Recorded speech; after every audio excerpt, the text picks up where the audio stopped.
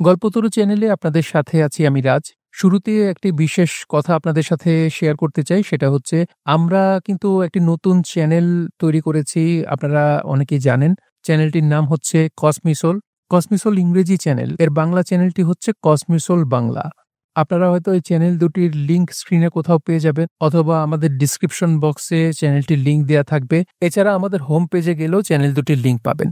বলতে ভুলে গেছি সেটা হচ্ছে যে এই চ্যানেলটিতে বিশেষ করে ফোকাস করা হয়েছে বিজ্ঞান, ধর্ম এবং সমসাময়িক ঘটনা। চ্যানেলটি একটি ফিচার টাইপ চ্যানেল। সো আপনারা ভিজিট করবেন। আপনাদের কাছে কেমন লাগলো তা অবশ্যই কমেন্ট করে জানাবেন এবং আপনাদের কাছে ভালো লেগে থাকলে চ্যানেলটি সাবস্ক্রাইব করবেন। সো আজকের উপন্যাসে চলে যাচ্ছি। পড়ছিলাম হুমায়ূন আহমেদের উপন্যাস ফেরা। পড়ছি এর চতুর্থ ও শেষ পর্ব। দীর্ঘদিন মতি মিয়ার কোনো খোঁজ নাই। শরীফার কান্নাকাটিতে আমিন ডাক্তার নরসিংদীর যাত্রা পার্টির অধিকারীকে একটি চিঠি দিয়েছে। 10 দিনের মধ্যে তার উত্তর এসে হাজির। কি সর্বনাশ! মতি মিয়া নাকি 300 টাকা চুরি করে পালিয়ে গেছে। আমিন ডাক্তার চিঠির কথা চেপে গেল। শরীফার সঙ্গে দেখা হলে মুখ কালো করে বলে, চিঠির উত্তর তো এখনো আইল না। বুঝলাম না বিষয়টা। শম্ভুগঞ্জেও চিঠি লেখা হয়েছে, সেখান থেকে উত্তর আসে না। কাজকর্মে উজান দেশে যারা গিয়েছিল সবাই ফিরে এসেছে। মতি মিয়ার কথা কেউ কিছু বলতে পারে না। শরীফা খুব চিন্তিত। আজে বাজে স্বপ্ন দেখে, রাতে ভালো ঘুম হয় না। সংসারের কাজকর্মেও মন বসে না, তবুও যন্ত্রের মতো সব কাজ করতে হয়। আজরব ভর দিয়ে চলার জন্য লাঠি বানিয়ে দিয়েছে, সেটে বগলের নিচে দিয়ে সে ভালোই চলাফেরা করতে পারে। রহিমা মারা যাওয়ায় এখন সে কিছুটা নিঃসঙ্গ অনুভব করে। রাগারাগির জন্যও হাতের কাছে একজন কেউ দরকার। আজব এমন ছেলে যাকে 10টা কথা বললে একটার উত্তর দেয়। তার বেশিরভাগ উত্তরই হুঁহা জাতীয়। আর নুরুদ্দিনের তো দেখাই পাওয়া যায় না। রাতের বেলাও সে মায়ের সঙ্গে ঘুমোতে আসে না, একা একা বাংলা ঘরে শোয়। এটুকু ছেলের একা একা শোয়ার দরকার কি? কিন্তু শরীফার কথা কে শুনবে? নীলগঞ্জে শনিবার হাট বসে। সেই হাটে মতি মিয়ার সঙ্গে নঈম মাঝির হঠাৎ দেখা। নঈম মাঝি বেশ কিছুক্ষণ চিনতেই পারেনি। হাত পা ফোলা ফোলা, মাথার সেই কোকড়ানো বাবড়ি চুল নেই, মুখ ভর্তি দাড়ি। খালি গায়ে একটা চায়ের স্টলের সামনে চুপচাপ বসে আছে। কেডা? মতি মিয়া না? মতি মিয়া মুখ ঘুরিয়ে নির্লিপ্ত স্বরে বলল, নঈম, বালা আছো? ও মতি ভাই, তুমি এখানে করোটা কি? চা খাইলাম। বালা চা বানায়। শরীরটা খারাপ নাকি মতি ভাই? তুমি না শম্ভুগঞ্জ আসিলা? যাত্রার চাকরিটা নাই। করো কি তুমি এখন? করি না কিছু, গান বান্দি।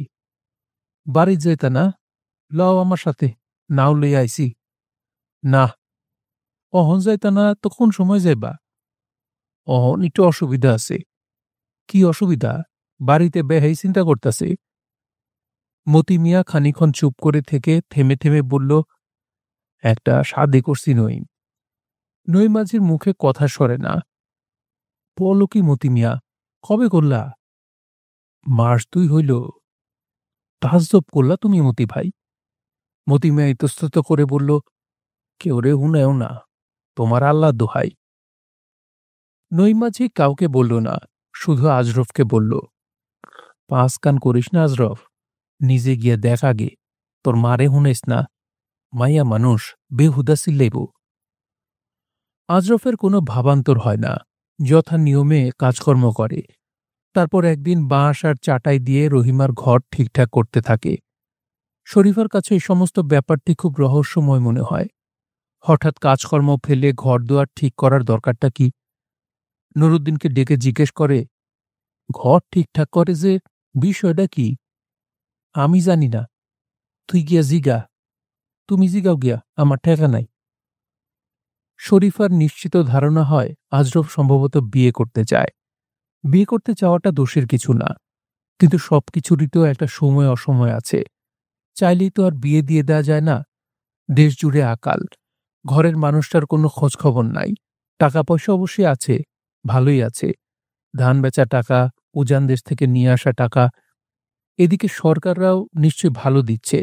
গরুর মতো যে খাটে তাকে দিবে না? কিন্তু টাকা থাকলে বিয়ে করতে হবে? শরীফা বড়ই চিন্তিত বোধ করে। পরামর্শ করার লোক নেই। রহিমা থাকলে এই ঝামেলা হতো না। একদিন নঈম মাঝির বউ এসে বলল, আজ রফরে দেহি চৌধুরী বাড়ির কোনায় কোনায় ঘুরে, একটু খেয়াল রেখো। কথা সত্যি হলে খুবই ভয়ের কথা। চৌধুরী বাড়ির কোনো মেয়েকে মনে ধরলেও তা মুখ ফুটে বলা উচিত না। শরীফা কায়দা করে জানতে চায় ব্যাপারটা। আজরফকে ভাত বেড়ে দিয়ে হঠাৎ বলে বসে, চৌধুরী বাড়ির মাইয়া লাহান মাইয়া পাইলে বউ করতাম। আজরফ নিরুত্তর। হলদিল্লা খান শৈলের রং। আজরফকে দেখে মনে হয় না সে কিছু শুনছে। চৌধুরী বাড়ির ছোট মাইয়াডারে দেখছোস নি আজরফ? না। শরীফার ঠিক বিশ্বাস হয় না। বড়ই অস্বস্তি বোধ হয় তার। তারপর একদিন যখন আজরফ হঠাৎ ঘোষণা করে আগামীকাল ভোরে সে নুরুদ্দিনকে নিয়ে নীলগঞ্জে যাবে তার বাবাকে আনতে, তখন সন্দেহ ঘনীভূত হয়। হঠাৎ বাপের খোঁজ বের করে আনবার জন্যে যাওয়া কেন? আর নুরুদ্দিনের জন্যই বা নতুন গেঞ্জি কেনা হলো কেন? নতুন গেঞ্জির দরকারটা কি ছিল? মতিমিয়ার বউটির নাম পরী। মেয়েটির বয়স খুবই কম এবং বড়ই রোগা। কথা বলে উজান দেশের মানুষদের মতো টেনে টেনে। নুরুদ্দিন খুব অবাক হল। সে ভাবতেও পারেনি এরকম আশ্চর্য একটি ব্যাপার তার জন্য অপেক্ষা করছে। পরী নুরুদ্দিনের হাত ধরে তাকে পাশে বসালো এবং টেনে টেনে বলল, ছোট মিয়ার গালে একটা লাল তিল, দেখছো নি কাণ্ড? গালের লাল তিল যে একটি চোখে পড়ার জিনিস নুরুদ্দিন তার স্বপ্নেও ভাবেনি। তার লজ্জা করতে লাগল। চা খাইবা ছোট মিয়া? চা বানাই, নতুন খেজুর গুড়ের চা। নুরুদ্দিনের মতো বাচ্চা ছেলেকে চা খাওয়াবার জন্য কেউ সাধাসাধি করে? তার বিস্ময় সীমা রইল না। সে লজ্জিত মুখে চোখ ঘুরিয়ে ঘরবাড়ি দেখতে লাগল। দেখার মতো কিছু নেই। ছোট্ট এক চিলতে ঘর, এক প্রান্তে দড়ির একটি খাটিয়ায় কাঁথা বালিশ, ঘরের অন্য প্রান্তে একটি হারমোনিয়ামের উপর একজোড়া ঘুঙুর। চা বানাতে বানাতে পরি বলল, নাচনিওয়ালি ছিলাম বুঝছনি ছোট মিয়া, ওইলাম ঘরওয়ালি। মতি মিয়া ধমক দিল, আহ কি কও? কেন, তোমার শরম লাগে? পুরান কথার দরকারটা কি? পরি খিলখিল করে হাসতে লাগল। ফেরবার পথে মতিমিয়া গম্ভীর হয়ে রইল। তাকে বড়ই চিন্তিত মনে হল। কিন্তু পরীর ভাবভঙ্গি খুবই স্বাভাবিক। নৌকার অন্য প্রান্তে নুরুদ্দিনের সঙ্গে সে ক্রমাগত কথা বলে যাচ্ছে। ওইটা কোন গ্রাম? ঘাসপোতা? ঘাসপোতা আবার কিমন নাম? বাটি অঞ্চলে পানি কোন সময় হয়? তোমরা জংলা বাড়ির ভিটাতে তুমি নাকি একটা পেত্তুনি দেখছিলা, হাতে লাল চুড়ি, কথাটা সত্য? চৌধুরী বাড়ির একটা পুলার নাকি মাথা খারাপ। কে ধনী বেশি, চৌধুরীরা না সরকাররা? মতি মিয়া তেমন কোনো কথাবার্তা বলল না। বড় গাং থেকে ছোট গাঙে নৌকা ঢুকবার সময় শুধু বলল, জমির কাজ কাম শুরু করন দরকার। আজরফ বলল, আপনি আর যাইতেন না শম্ভুগঞ্জ? দূর, গান বাজনা সারান দিছি, পোষায় না। আজরফ কিছু বলল না। মতি মিয়া নিজের মনেই বলল, ঘর সংসার দেখুন দরকার, গান বাজনায় কি পেট ভরে? ভাত কাপড়টা আগে, বুঝছস? নৌকার সোহাগের কাছাকাছি আসতেই মতি মিয়া উসখুস করতে লাগল। আমরা যে আসতাছি তোর মায় জানে? না। কিছু কষ নাই? না। মাবুদে এলাহি, বড় চিন্তার কথা আজরফ। কামটা ঠিক হইল না।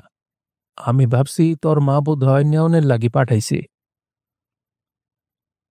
মতি মিয়া গম্ভীর হয়ে তামাক টানতে লাগল। নৌকা ঘাটে আসা মাত্র আজরফকে বলল, আমিন ডাক্তারের সাথে একটা জরুরি কথা আছিল, কথাটা সাইডে আসতাছি, তোরা বাড়ির যা। আজরফ কিছু বলার আগেই মতি মিয়ার সরকার বাড়ির আমবাগানে অদৃশ্য হয়ে গেল। শরীফার স্তম্ভিত ভাব কেটে যেতেই সে চেঁচাতে শুরু করল। সন্ধ্যাবেলাটা কাজকর্মের সময়, তবু তার চিৎকারে ভিড় জমে গেল। এমন ব্যাপার সোহাগীতে বহুদিন হয়নি। মতি মিয়া কোত্থেকে এক মেয়ে নিয়ে হাজির হয়েছে। সে লজ্জা সরম কিছু নেই, ড্যাব ড্যাব করে তাকাচ্ছে। কিন্তু যাকে নিয়ে এত কাণ্ড সে নির্বিকার, যেন কিছুই হয়নি। শরীফার চিৎকার সম্পূর্ণ উপেক্ষা করে সে ভর সন্ধ্যায় ঘাটে গা ধুতে গেল। হারিকেন হাতে তার পিছু পিছু গেল নুরুদ্দিন। গাঙের পানিতে গলা পর্যন্ত ডুবিয়ে বলল, আমারে না দেখলে সিলানিটা কিছু কমবো? কি কও নুরুদ্দিন? চিৎকার অবশ্য কমল না। পরি ফিরে এসে দেখে শরীফা নিজের মাথার চুল ছিঁড়ছে। নঈম মাঝির বউ তাকে সামলাবার চেষ্টা করছে। পরি বলল, এখন চিল্লায় তো কোনো লাভ নাই। চিল্লাইলে কি হইব কন আপনি? আমি এইখানেই থাকবাম, আমার যাওনের জায়গা নাই। শরীফা পরপর 2 দিন না খেয়ে থাকল। খুন খুন করে কাঁদল 5 দিন। তারপর জ্বরে পড়ে গেল। এই সময় পরি সম্পর্কে তার ধারণা হল মেয়েটি খারাপ না। মতি মিয়ার মতো অপদার্থের হাতে কেন পড়ল কে জানে। নুরুদ্দিনকে এখন আর লাল চাচির কাছে ভাত খেতে যেতে হয় না। পরি শুধুমাত্র নুরুদ্দিনের জন্যই ভাতের ব্যবস্থা করেছে। অবশ্যই লাল চাচি কিছুদিন হল বাচ্চা রেখে চলে গিয়েছে বাপের বাড়ি। সিরাজ মিয়া আরেকটি বিয়ে করেছে। এই বউটি বোকাশোকা, বড় আদর করে লাল চাচির ছেলেকে। ছেলেটি তবুও রাত দিন ট্যাঁটে করে। এই বউটি নুরুদ্দিনকে খুব আদর করে। নুরুদ্দিনকে দেখলেই বলে, লাড্ডু খাইবা? তিলের লাড্ডু আছে। নুরুদ্দিন না বললেও সে এনে দিবে। কাজকর্মে সে লাল চাচির চেয়েও আনাড়ি। এই বউটিকেও নুরুদ্দিনের খুব ভালো লাগে। সরকার বাড়ির জলমহালে মাছ মারবার জন্য একদিন সকালে একদল কৈবর্ত এসে হাজির। সর্বমোট 7টি নৌকার বিরাট একটি বহর। স্থানীয় কৈবর্তরা ধারণাও করতে পারেনি বাইরের জেলেদের মাছ মারার ব্যবস্থা দেয়া হয়েছে। খবর পেয়ে স্থানীয় কৈবর্তদের প্রধান নরহরি দাস ছুটে এলো। নিজাম সরকার গম্ভীর হয়ে বললেন, তোমরার কাছে মাছ ধরার বড় জালি নাই, তোমরা মহালের মাছ ধরবা কি দিয়া? এইটা কি কথা কইলেন সরকার সাহেব? মাছ ধরাই আমরার কাম, আর জাল থাকতো না? আসল কথাটা কি চৌধুরী সাহেব? আসল কথা নকল কথা কিছু নাই নরহরি। নিজ গ্রামের লোক দিয়া আমি কাম করাইতাম না। আমরা দোষটা কি করলাম? সারা বছর জলমহালের দেখাশোনা করলাম, এখন পোলাপাইন লয়ে কই যাই? নরহরি দাস হাউমাউ করে কাঁদতে লাগল। বিদেশি কৈবর্ত দলটি রাতারাতি জলমহলের পাশে ঘরবাড়ি তুলে ফেলল। গাবের কষে জাল ভিজিয়ে প্রকাণ্ড সব জাল রোদে শুকাতে লাগল। ওদের মেয়েরা উদম গায়ে শিশুদের দুধ খাওয়াতে খাওয়াতে এমনভাবে হাঁটাচলা করতে লাগল যেন এই জায়গায় তারা দীর্ঘদিন ধরে আছে।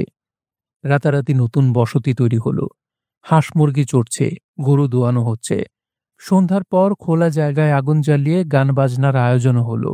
ঢোল বাজতে লাগল মধ্যরাত পর্যন্ত। নরহরি দাস তাদের সঙ্গে আলাপ করে সুবিধা করতে পারল না। সরকার বাড়ির সঙ্গে নরহরির কি কথা হয়েছিল তা তারা জানতে চায় না। তাদের 4 মাসের কড়াইয়ে আনা হয়েছে। মাছের 30 ভাগ নিয়ে মাছ ধরে দিবে, এইটি একমাত্র কথা। নরহরির যদি কিছু বলবার থাকে তাহলে তা সরকার বাড়ির সঙ্গেই হওয়া দরকার, তাদের সঙ্গে নয়। মঙ্গলবার সকালবেলা কৈবর্তদের কুমারী মেয়েরা এলোচুলে জলমহালে নেমে পূজা দিল। পূজার ফলস্বরূপ অসম্ভব মাছ ধরা পড়বে। মাছ মারায় কোনোরকম বিঘ্ন উপস্থিত হবে না। প্রথম যে মাছটি ধরা পড়ল সেটি একটি দৈত্যাকার কাতল। ডালায় সিঁদুর, ফুল এবং কাতলটি সাজিয়ে পাঠানো হলো সরকার বাড়ি। ঘন ঘন উলু পড়তে লাগলো নতুন কৈবর্ত পাড়ায়। মাছ মারা শুরু হয়েছে পুরা দমে। মাছ খোলার পাশে একটি চালা ঘর তোলা হয়েছে। আমিন ডাক্তার সেখানে খাতা পেন্সিল নিয়ে সারাদিন বসে থাকে। কৈবর্তরা চিৎকার করে হিসাব মিলায়। 1 কড়ি 1, 2 কড়ি 2, 3 কড়ি 3, রাখ 3, রাখ 3, রাখ 3, 4 কড়ি 4, 5 কড়ি 5, 6 কড়ি 6, রাখ 6, রাখ 6, রাখ 6। আমিন ডাক্তারের ব্যস্ততার সীমা নেই। কত মাছ ধরা পড়ল, কত গেল, আর কত মাছ পাঠানো হলো খোলায়, সহজ হিসাব নয়। নেওয়া খাওয়ার সময় পর্যন্ত নেই। খাওয়া দাওয়ার ব্যবস্থা চৌধুরী বাড়ির মতো নয়। খাবার দেয়া হয় বাংলা ঘরে। একটি কামলা এসে ভাত দিয়ে যায়, মোটা চালের ভাত আর খেসারির ডাল। মেয়েরা কেউ পর্দার ফাঁক দিয়ে লক্ষ্য করে না। এই ব্যবস্থা আমিন ডাক্তারের ভালো লাগে। মেয়েরা কেউ পর্দার ফাঁক দিয়ে লক্ষ্য রাখছে জানলে তৃপ্তি করে খাওয়া যায় না। এখানে সে ঝামেলা নেই, নিশ্চিত মনে খাওয়া যায়। তবু প্রতিবারই খেতে বসার সময় চৌধুরী বাড়ির কথা মনে পড়ে। শেষ দিন যখন খেতে গেল তখন খুব ভালো খাওয়া দাওয়ার আয়োজন। মাঝখানে চৌধুরী সাহেব এসে খোঁজ খবর নিয়ে গেলেন। শেষ কয়টা দিন তোমার কষ্ট হইল ডাক্তার? সময়টা আমার খারাপ পড়ছে। কি আর করা কও?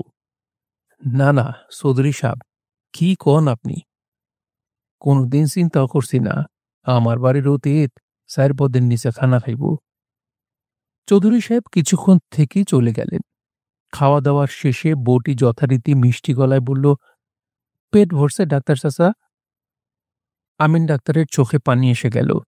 সে ধরা গলায় বলল, খুব খাইছি মা। বসেন, পান আনতে গেছে।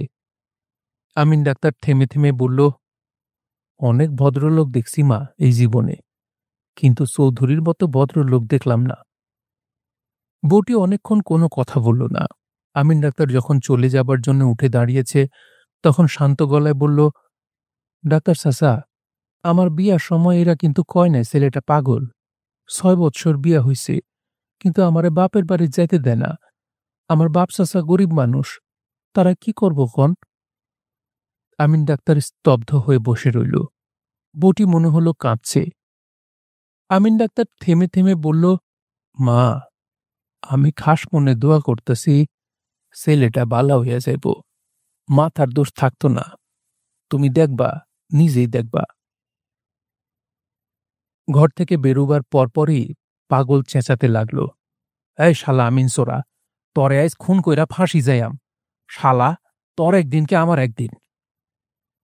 আমিন ডাক্তার জলমহালে ফিরে এসে দেখে তার ঘরে আজরব বসে আছে। কিরে আজরব, কোনো খবর আছে? জিনা চাচা, বাজান আবার গেছে গিয়া। কস কি, কই গেছে? জানি না।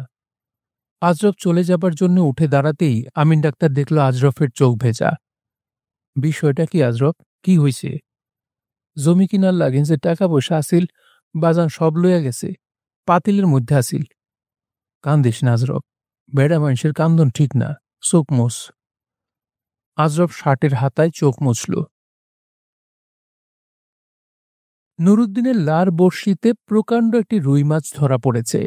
লার বড়শিগুলিতে বোয়াল মাছ ছাড়া অন্য কিছু ধরা পড়ে না। এই রুই মাছটার মরণ দশা হয়েছিল। খালের পাশে প্রচণ্ড দাপাদাপি শুনে পরি এগিয়ে গিয়ে দেখে এই কাণ্ড। দুজনেই মিলে মাছ টেনে তুলতে পারে না। লার বড়শির টুইন সুতা ছিঁড়ে যাচ্ছে না কেন, সেও এক রহস্য। হইচই শুনে শরীফা বেরিয়ে আসলো। চোখ কপালে তুলে বলল, মাছ কই পাইছস? এই নুরা। নুরুদ্দিন হাঁপাচ্ছে, কথা বলার শক্তি নেই। এই সারা, মাছ কই পাইছস? বড়শি দিয়া ধরলাম। এই মাছ তুই বড়শি দিয়া ধরছস? কি কস তুই? নুরুদ্দিন জবাব দিল না। পরি হাসি মুখে বলল, আইজ খুব ভালা খানা করবাম। আজরফরে কুই আম সাইডা পোলাও চাইলাম তো। কি কস নুরা?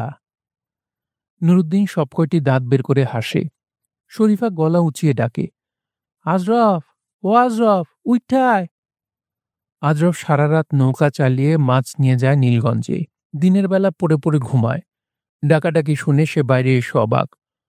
অত বড় মাছ কই পাইছস নুরা? লার বড়শি দিয়ে ধরছি। কস কি নুরুদ্দিন? পরি হাসতে হাসতে বলল, মাছটার কপালে মৃত্যুর লেখা ছিল বুঝলা আজরফ। এখন যাও, কিছু ভালা মন্দ রান্ধনের জোগাড় করো। সাইডটা পুলর চাল আনতে পারবা? আজরফ গম্ভীর মুখে বলল, মাছটা নীলগঞ্জে লইয়া যাইয়াম। 15 টাকা দাম হইবে মাছটার। নুরুদ্দিন ঘাড় বেঁকিয়ে বলল, এই মাছ আমি বেচতাম না ভাই সাব। আমরা অত বড় মাছ দিয়ে কি করবাম? বেকুবের মতো কথা কস, ঘরে একটা পয়সা নাই। কানকয় দড়ি বেঁধে আজরফ মাছ গাঙের পানিতে ছেড়ে রাখল। নৌকা ছাড়বে আসরের ওয়াক্তে। যতক্ষণ পারা যায় মাছ জিয়ে রাখা। নুরুদ্দিন কোনো কথা বলল না। আজরফ আবার যখন কাঁথা গায়ে দিয়ে ঘুমাবার আয়োজন করছে, তখন নুরুদ্দিন চাপা সরে বলল, ভাই সাহেব, মাছ আমি বেচতাম না। আজরফ বহু কষ্টে রাগ সামলে বলল, এক সর দিয়া দাঁত ফালাই দিয়াম। এক কথা 100 বার কষ। আজরফ হাসরের আগে মাছ আনতে গিয়ে দেখে খুঁটিতে বাঁধা মাছ নেই। নুরুদ্দিনেরও কোনো খোঁজ পাওয়া যায় না। ব্যাপারটিতে পরীর হাত আছে বুঝাই যাচ্ছে। আজরফ লক্ষ্য করল পরী মুখ টিপে হাসছে। আজরফ নীলগঞ্জে যাবার জন্য যখন তৈরি হচ্ছে, তখন পরী বলল, কয়েকটা টাকা রাইখা যাও আজরফ, পুলাপান মানুষের শখ, গোসা হইও না। আজরফ কথার উত্তর না দিয়ে বের হয়ে গেল। কিন্তু দেখা গেল বালিশের উপর 5 টাকার একটি নোট। আমিন ডাক্তার দীর্ঘদিন পর আজ ডাক্তারি করে আসলো। রোগী নয়া কর্তব্য পাড়ায়। উত্থান শক্তি নেই এক বুড়ি। 2 দিন ধরে প্রবল জ্বর, খাওয়া দাওয়া বন্ধ। আমিন ডাক্তার গিয়ে দেখে বুড়ির যত্নের সীমা নেই। গোটা কৈবর্ত পাড়ায় বুড়িকে ঘিরে আছে। একজন পায়ের পাতায় প্রাণপণে তেল মালিশ করছে, অন্য একজন তাল পাখা নিয়ে প্রবল বেগে হাওয়া করছে। আমিন ডাক্তার প্রচণ্ড ধমক দিল পাখাওয়ালা ছেলেটিকে। নিউমোনিয়া বানাইতে চাস নাকি? আমিন ডাক্তার তার ব্যাগ খুলে লাল রঙের 2টি বড়ি পানিতে গুলে খাইয়ে দিল। ওষুধের গুণেই হোক বা অন্য কোনো কারণেই হোক, বুড়ি চোখ মেলল দেখতে দেখতে। ক্যাডা গো? এইলা আমিন ডাক্তার। এই দিকে ইনার মতো ডাক্তার নাই। বুড়ি ক্ষীণস্বরে বলল, ডাক্তার সাহেবের শরীরটা বালা? ওষুধের দাম বাবদ 1 টাকা ছাড়াও আরো 5টা টাকা তারা রাখল আমিন ডাক্তারের সামনে। আমিন ডাক্তার অবাক। 1 টাকা ভিজিট আমার? ডাক্তার সাহেব, রোগীর নিজের টাকা, সে আপনারে দিতে চায়, তাই সকালে আরেকবার আইসা দেখুন লাগবো। না কইলেও আসবাম। রোগীর একটা বিহিত না হইলে কি আর ডাক্তারের ছুটি আছে? ডাক্তারই সোজা জিনিস। হৃষ্ট চিত্তে বাড়ির পথ ধরল আমিন। পিছে পিছে একজন আসলো হারিকেন নিয়ে। যার যা কাজ সেটা না করলে কি আর ভালো লাগে? না, ডাক্তারিটা আবার শুরু করতে হয়। ওষুধপত্র কেনার জন্য মোহনগঞ্জ যেতে হবে। এবার নিকোল সাহেবকে একটা চিঠি দিলে কেমন হয়? ডাক্তারের সাথে ডাক্তারের যোগ তো থাকাই লাগে। অনুফার একটা খোঁজও নেওয়া দরকার। কেমন আছে মেয়েটা কে জানে। আমিন ডাক্তারের বাড়ির উঠোনে গুটি গুটি মেরে কে যেন বসে আছে। জায়গাটা ঘুটঘুটে অন্ধকার। ক্যাডা এখানে? আমিন চাচা, আমি।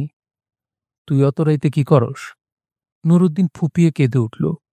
কান্দোস কেন? কি হইছে? আমার মাছটা রাইখা দিছে। কি রাইখা দিছে? মাছ। আমিন ডাক্তার কিছুই বুঝতে পারল না।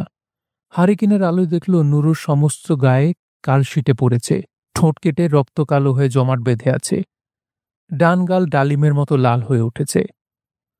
হ্যাঁ নুরু, কি হইছে? আমার মাছটা রাইখা দিছে। আয় ভিতরে আয়, ক দেখি কি হইছে, কান্দিস না। ঘটনাটি এরকম। নুরুদ্দিন তার রুই মাছ নিয়ে দক্ষিণ কান্দায় উঠতেই নিজাম সরকার তাকে দেখতে পান। নিজাম সরকারের ধারণা হয় মাছটা গত রাত্রে মাছ খোলা থেকে চুরি করা। এত বড় একটা মাছ, তাও রুই মাছ, লার বর্ষিতে ধরা পড়েছে, এটি মোটেই বিশ্বাসযোগ্য নয়। তার উপর নুরুদ্দিন সারাক্ষণই জলমহলের আশেপাশে সন্দেহজনকভাবে ঘোরাঘুরি করে। নিজাম সরকার নুরুদ্দিনকে ধরে নিয়ে যান মাছ খোলায়। মাছ চুরিতে কারা কারা আছে তা জানবার জন্যে মাত্রার বাইরে মারধর করা হয়। মারের জন্য নুরুদ্দিনের কিছু যায় আসে না, কিন্তু মাছটি ফেরত পাবার আশাতেই সে বিকাল থেকে আমিন ডাক্তারের জন্য অপেক্ষা করছে। আমিন ডাক্তার গম্ভীর হয়ে বলল, যা বাড়ির যা, আমি সরকার বাড়ির যাইতাছি। মাছটা তারা দিব আমিন চাচা? নিশ্চয়ই, না দেয়া উপায় আছে? কান্দিস না, বাড়ির যা। এইখানে বইয়া থাকি চাচা, আপনি মাছটা লইয়ায়েন। নিজাম সরকার আমিন ডাক্তারের কথা শুনে বিরক্ত হলেন। এ কি ঝামেলা! তামাক টানা বন্ধ রেখে গম্ভীর মুখে বললেন, চোরের যে সাক্ষী হেও চোর, এটা জানো ডাক্তার? সরকার সাহেব, নুরু চুরি করে নাই। চুরি করছে না তুমি নিজে দেখছো? আমিন থেমে থেমে বলল, সরকার সাহেব, চুরি যে নুরু করছে সেটাও তো আপনি দেখেন নাই। নিজাম সরকার স্তম্ভিত হয়ে গেলেন, কড়া গলায় বললেন, পারে যাও ডাক্তার। সরকার সাহেব, একটা বড় অন্যায় হয়েছে, অন্যায়টার বিহিত হন দরকার। তুমি বড় ঝামেলা করতেছ, যাও বাড়িতে গিয়া ঘুমাও, সকালে আইবা, তোমার সাথে কথা আছে। আমিন ডাক্তার থেমে থেমে বলল, অন্যায়ের বিহিত না হওয়া পর্যন্ত আমি যাইতাম না। কি করবা তুমি? আপনার বাড়ির সামনের ক্ষেতটার মধ্যে বয়ে থাকতাম। যাও, থাকো গিয়া। নিজাম সরকার আমিন ডাক্তারের স্পর্ধা দেখে অবাক হলেন। ছোট লোকেরা বড় বেশি আশকারা পেয়ে যাচ্ছে। শক্ত হাতে এসব বন্ধ করতে হবে। এশার নামাজের পর উঠানে এসে দেখেন আমিন ডাক্তার সত্যি সত্যি বাড়ির সামনের ক্ষেতটার মাঝখানে উবু হয়ে বসে আছে। চৌধুরীদের পাগলা ছেলেটাও আছে সেখানে। সে ক্ষণে ক্ষণে চেঁচাচ্ছে, চোরের গোষ্ঠী বিনাশকরণ খুব বেশি দরকার। চৌধুরী বাড়ির কামলারা এসে পাগলাটাকে ধরে নিয়ে গেল। নঈম মাঝির বাড়িতে অনেক রাত পর্যন্ত 29 খেলা হয়। নৈমাছি মাঝরাতে খেলা ফেলে দেখতে গেল আমিন ডাক্তারের ব্যাপারটা কতদূর সত্যি। হ্যাঁ, আমিন ডাক্তার বসে আছে ঠিকই, তার গায়ে লাল রঙের কোট। কার্তিক মাসের ঠান্ডা হাওয়া বইছে বলেই মাথার উপর ছাতি মেলা হয়েছে। সত্যি সত্যি বাড়ি যেতে না ডাক্তার ভাই? না, জার পড়ছে খুব। বিড়ি খাইবা? চান বিড়ি আছে, দেও দেখি। বিড়ি ধরিয়ে নৈমাঝি শান্তস্বরে বলল, ডাক্তার ভাই, বাড়িতে গিয়া ঘুমাও, শীতের মধ্যে বয়ে থেকে লাভটা কি কও? আমিন ডাক্তার কিছু বলল না। হঠাৎ বিড়ির লালাভ আগুনে নৈমাঝি লক্ষ্য করল আমিন ডাক্তার কাঁদছে। সে বড়ই অবাক হল। নৈমাঝি সেই রাত্রে আর বাড়ি ফিরল না। নয়া কৈবর্ত পাড়ায় প্রতি রাতে ঢোল বাজিয়ে গান বাজনা হয়, আজ আর হল না। নিজাম সরকার কল্পনাও করেননি ব্যাপারটা এত দূর গড়াবে। একটা আধা পাগল লোক বাড়ির সামনে ছাতা মাথায় দিয়ে বসে থাকলে কার কি যায় আসে। কিন্তু নিজাম সরকার ফজরের নামাজ শেষ করে বারান্দায় এসে দেখেন আমবাগানে ১০-১২ জন লোক জটলা পাকাচ্ছে। আমিন ডাক্তারের গা ঘেঁষে বসে আছে নঈম মাঝি। নঈম মাঝি নিজাম সরকারকে দেখে উঠে দাঁড়িয়ে বলল, সালাম আলাইকুম সরকার সাব। নিজাম সরকার গম্ভীর ভঙ্গিতে মাথা নাড়লেন। নামাজের পর তিনি উঠোনে বসে দীর্ঘ সময় পর্যন্ত কোরআন শরীফ পড়েন। আজ পড়তে পারলেন না। হন হন করে এগিয়ে গেলেন আমিন ডাক্তারের দিকে। নঈম মাঝি সরকার সাহেবকে দেখে উঠে দাঁড়াল, কিন্তু আমিন ডাক্তার বসে রইল। বহু কষ্টে রাগ সামলালেন নিজাম সরকার। থমথমে গলায় বললেন, তুমি এখানে কি করো নঈম? বেহুদা ঝামেলা করতেছ তোমরা।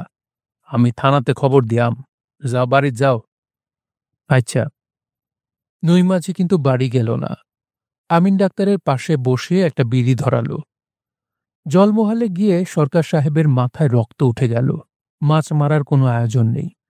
জেলেরা ছেলে মেয়ে নিয়ে রোদ তাপাচ্ছে। এই, বিষয়টা কি? আজ কাজ কাম নাই? কৈবর্তদের মুরব্বী ধীরেন্দ্র হাত জোর করে এগিয়ে আসলো। এই ধীরেন, কি হইছে? আমরারে কইছে আজ মাছ মারা হইতো না। কে কইছে? ধীরেন্দ্র নিরুত্তর।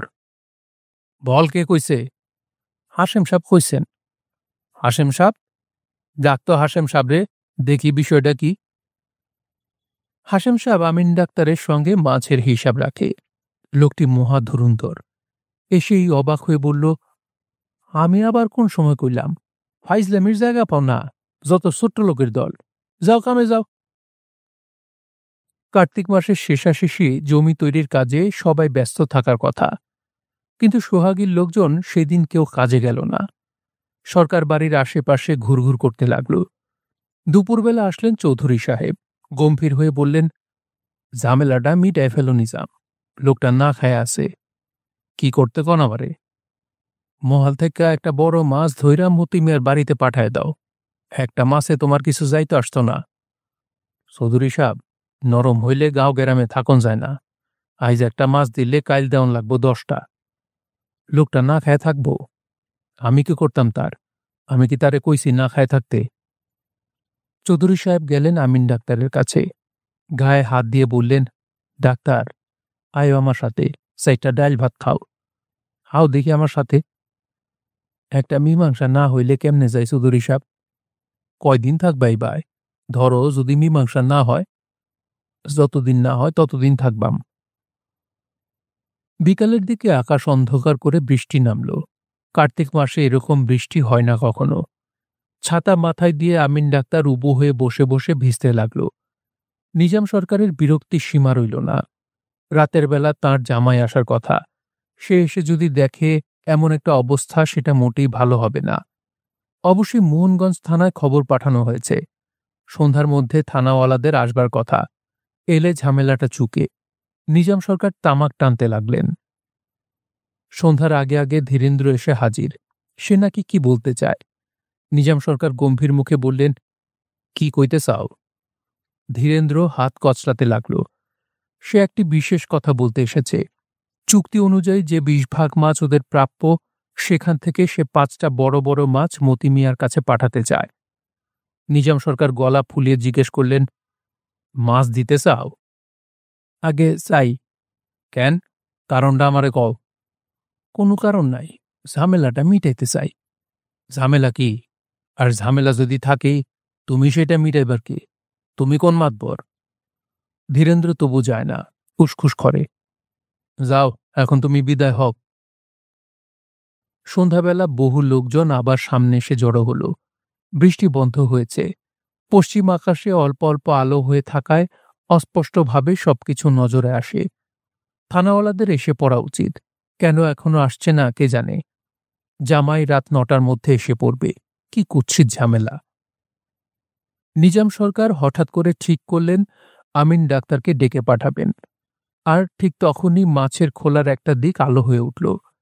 প্রচণ্ড হইচই শোনা যেতে লাগল। নিজাম সরকার দোনলা বন্দুক হাতে নিয়ে নেমে এসে শুনলেন স্থানীয় কৈবর্তরা লাঠি সুরকি নিয়ে মাছের খোলায় চড়াও হয়েছে। খুব কম হলেও দুজনের পেটে সরকি বিঁধেছে। রাত ১২টায় মোহনগঞ্জ থানার সেকেন্ড অফিসার এসে আমিন ডাক্তার, নিমাই মাঝি এবং মাছু খাঁকে বেঁধে নিয়ে গেল। কৈবর্ত পাড়ায় কোনো পুরুষ মানুষ পাওয়া গেল না। সব পুরুষ রাতারাতি উধাও। কোমরে দড়ি বেঁধে আমিন ডাক্তারকে নৌকায় তোলা হলো। ঘাটে কোনো জনমানব ছিল না। ময়মনসিংহের সেশন জজ ২টি খুন এবং দাঙ্গা হাঙ্গামায় নেতৃত্বদানের অভিযোগে আমিন ডাক্তার এবং নিমাই মাঝিকে দীর্ঘদিনের জন্য জেলে পাঠিয়ে দিলেন। সোহাগের দিন কাটতে লাগলো আগের মতোই। ঘুরে ফিরে আবার বৈশাখ মাস এলো। বাঘায় সিন্নির গান গেয়ে ছেলেমেয়েরা বাড়ি বাড়ি চেঁচাতে লাগলো, আইলাম গো যাইলাম গো, বাঘায় সিন্নি চাইলাম গো। আজরব বিয়ে করল সুখান পুকুরে। জমি জমা করল। চৌধুরীদের আমবাগান কিনল। ডাক্তার ফজলুল করিম সুখান পুকুরে এসে আবার শেখ ফার্মেসি খুললেন। আবার চলেও গেলেন। সোহাগীতে প্রাইমারি স্কুল হল। ছাত্রের অভাবে সে স্কুল চলল না। সিরাজ মিয়া আবার আরেকটি বিয়ে করল। সে বউটি আবার কয়েকদিন পরে মরেও গেল। সিরাজ মিয়ার অবস্থা দিন দিন খারাপ হতে লাগল। জমিজমা বিক্রি হতে লাগল। দিন কাটতে লাগল সোহাগীর। তারপর একসময় আমিন ডাক্তারের কথা কারো মনেই রইল না। ১১ বৎসর বড় দীর্ঘ সময়। আবার কতকাল পরে ফেরা। সবকিছু কেমন অচেনা লাগে। কিছুই যেন আগের মতো নেই। নতুন নতুন রাস্তাঘাট, নতুন নতুন বাড়িঘর। মোহনগঞ্জ স্টেশনে নেমে আমিন ডাক্তারের চোখ ভিজে উঠল। কত পুরনো জায়গা, অথচ কত অচেনা লাগছে। মোহনগঞ্জ থেকে এখন লঞ্চ যায় নিমতলি, সুখানপুকুর, ঘাসপোতা। গয়নার নৌকা নাকি উঠেই গেছে। লঞ্চে চেপে হুসহাস করে লোকজন চলাফেরা করে। আমিন ডাক্তার লঞ্চের ছাদে চাদর পেতে বসে থাকে চুপচাপ। এই লঞ্চে করেই হয়তো কেউ কেউ যাচ্ছে নিমতলি আর সোহাগীতে, অথচ কাউকেই চিনতে পারছে না। গ্রামের পর গ্রাম পার হচ্ছে। আমিন ডাক্তার তৃষিতের মতো তাকিয়ে থাকে। বর্ষার পানিতে নদী ভরে গিয়েছে। ছেলেরা ঝাপাঝাপি করছে নতুন পানিতে। ওই একটি নায়রীদের নৌকা। বউটি ঘোমটার ফাঁক দিয়ে অবাক হয়ে দেখছে। আমিন ডাক্তারের চোখ দিয়ে জল পড়ে। বয়স হয়ে মন অশক্ত হয়েছে। অল্পতেই চোখ ভেজে ওঠে। পীর নাম হই, আপনি আমিন ডাক্তার না? আমিন ডাক্তার অভিভূত হয়ে পড়ল। কানা নিবারণ। সেই শক্ত সমর্থ শরীর আর নেই। মাথার অমর কৃষ্ণ কালো চুল আজ কাশফুলের মতো সাদা। ডাক্তার সাহেব, আমারে চিনছেন? আপনারে চিনতাম না? আপনারে না চিনে কি? ভগবান আপনার মঙ্গল করুন। আপনি কিন্তু ভুল কইলেন। আমার এখন চিনে না। গান গাই না আজ ৭ বৎসর। গলা নষ্ট, হাঁসের মতো শব্দ হয়। আমিন ডাক্তার স্তব্ধ হয়ে তাকিয়ে রইল। মতি মিয়া এখন খুব বড় জাতক, চিনছেন? সোহাগীর মতি মিয়া। ৯ খান সোনার মেডেল আছে। রেডিওতে নিয়ে গেছিল। মিনিস্টার সাহেব তার সাথে ছবি তুলছে। আপনি এখন করেন কি? কিছুই করি না ভাই। পুরানা লোকদের সাথে দেখা হইলে তারা টাকা পয়সা দিয়া সাহায্য করে। খুব অচল হইলে মতি মিয়ার কাছে যাই। আমারে খুব খাতির করে। শৈল কেমন আপনার? বালা না, হাঁপানি হয়েছে। সারা জীবন শৈলের উপরে অত্যাচার করছি। শৈলের আর দোষ কি? কানা নিবারণ হোগলা পোতায় নেমে গেল। হাত ধরে নামিয়ে দিতে গেল আমিন ডাক্তার। টিকিট করা ছিল না।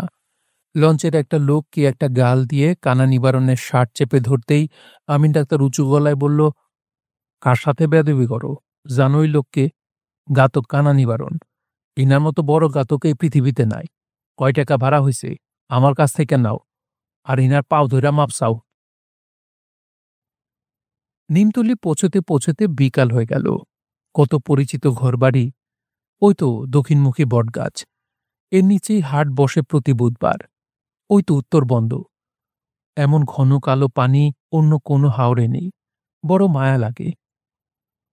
নিমতলি থেকে একটা কেয়ারা নৌকা নিল আমিন ডাক্তার। সন্ধ্যায় সন্ধ্যায় পৌঁছাবে সোহাগী। শক্ত বাতাস দিচ্ছে, সন্ধ্যার আগেও পৌঁছাতে পারে।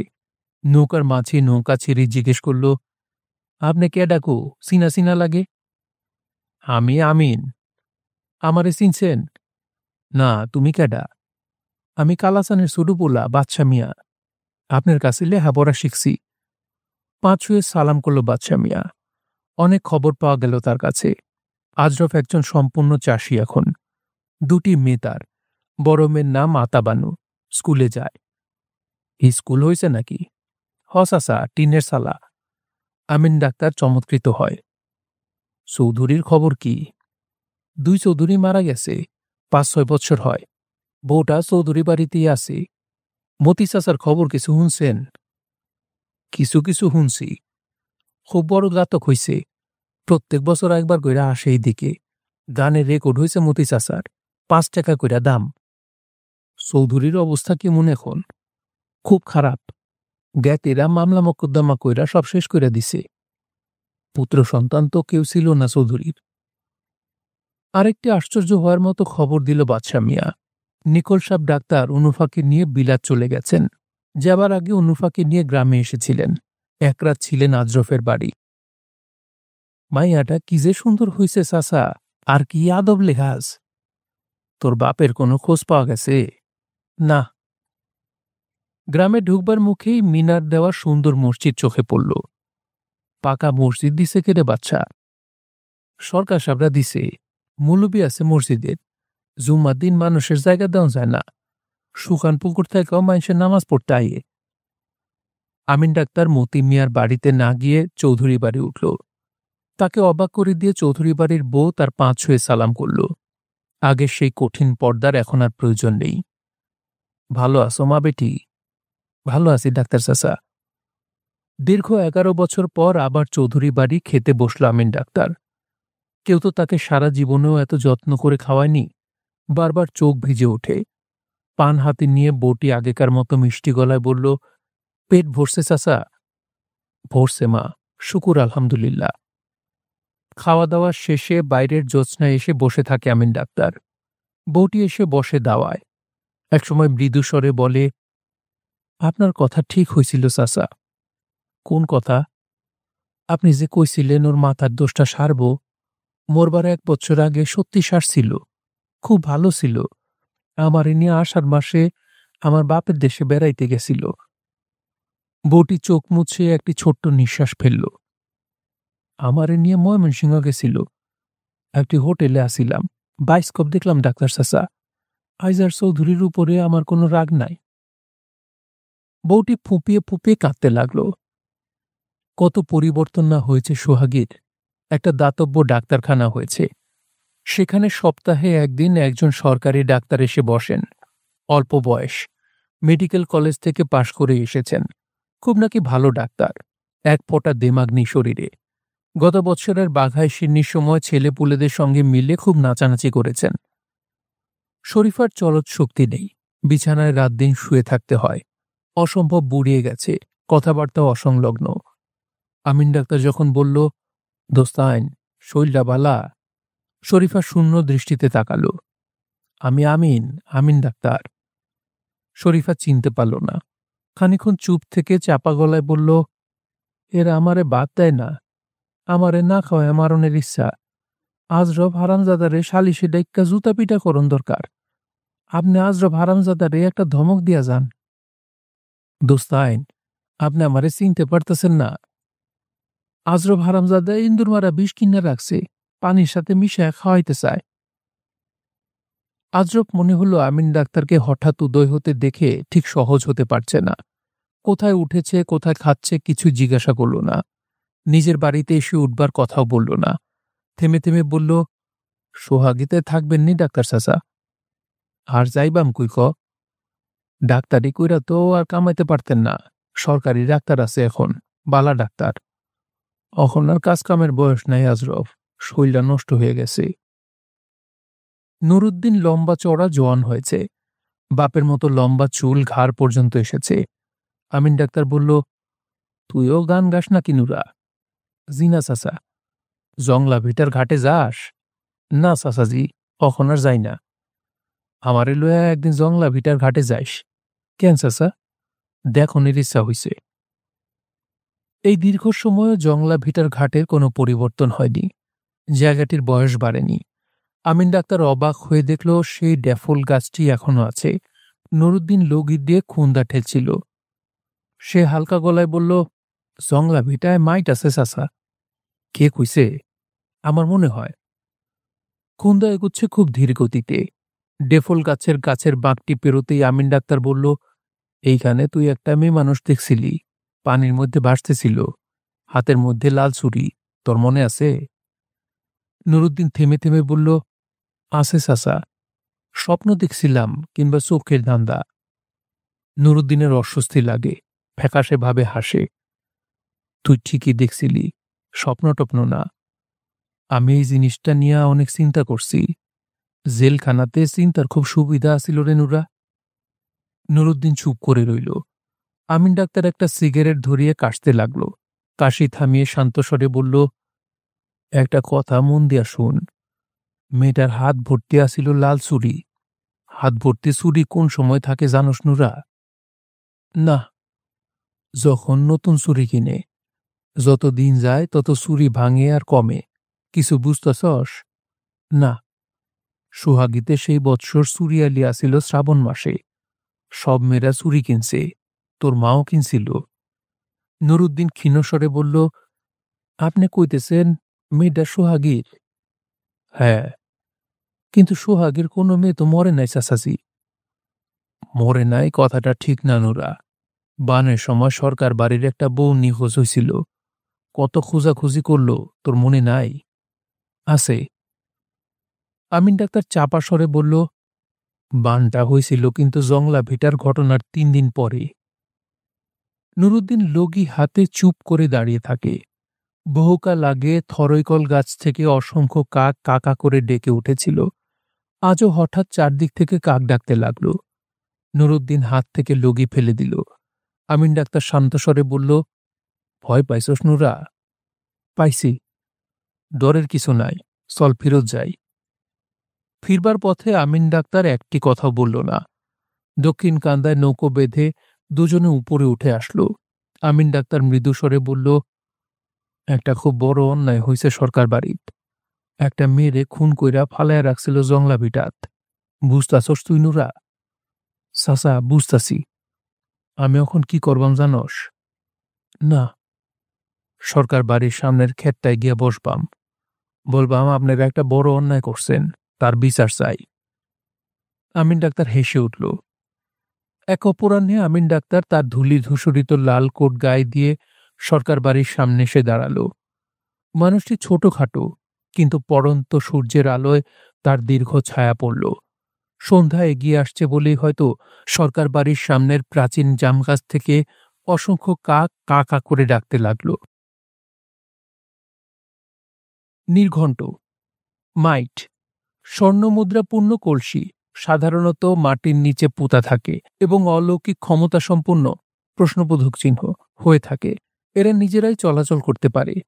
খুন্দা, ঘাস কাটা ছোট নৌকা। দোস্তাইন, বন্ধুর স্ত্রীকে ডাকার জন্য ব্যবহৃত সম্মানসূচক সম্বোধন। বাঘাইশিন্নি, নবান্ন জাতীয় উৎসব। বারাবান্দানি, যারা ঠেকিতে পাট দিয়ে জীবিকা নির্বাহ করে। লার বর্ষি, বোয়াল মাছ মারবার জন্য ব্যবহৃত বর্ষি। জ্যান্ত ব্যাং বা টাকি মাছের টোপ দিয়ে এইসব বর্ষি সারা রাত পেতে রাখা হয়। মাছখোলা, মাছ শুকানোর জন্য ব্যবহৃত উঁচু জায়গা। ফিরাইল, শিলাবৃষ্টির হাত থেকে ফসল রক্ষার জন্য এক শ্রেণীর বিশেষ মন্ত্রশক্তি সম্পন্ন প্রশ্নবোধক চিহ্ন। ফকির। জিরাতি, ভিনদেশীয় চাষি, যারা চাষ শেষ হলে ধান নিয়ে নিজ দেশে চলে যায়। কান্দা, বাঁধ জাতীয় উঁচু জায়গা। প্রাকৃতিক। বন্দ, ফসলের বিস্তীর্ণ মাঠ। ভাটি অঞ্চলের বন্দগুলি বর্ষায় হাওরে পরিণত হয়। পাইল করা, মাছ মারা বন্ধ রাখা। সাধারণত জলমহালগুলি ২-৩ বৎসর পাইল করার পর মাছ মারা হয়। কিয়ারা নৌকা, ভাড়া করা নৌকা। জার, শীত। জার পড়েছে, শীত পড়েছে। সরকি, বল্লম। জ্বালা, বীজতলার ধান। শুনছিলেন হুমায়ূন আহমেদের উপন্যাস ফেরা। পড়ছিলাম এর ৪র্থ ও শেষ পর্ব। উপন্যাসটি আপনাদের কাছে কেমন লাগলো তা অবশ্যই কমেন্ট করে আমাদেরকে জানাতে পারেন। ভালো লাগলে একটি লাইক করবেন, চাইলে শেয়ার করে অন্যকে শোনার সুযোগ করে দিতে পারেন। সবাই ভালো থাকবেন, সুস্থ থাকবেন এবং গল্পতরুর সঙ্গেই থাকবেন। ধন্যবাদ।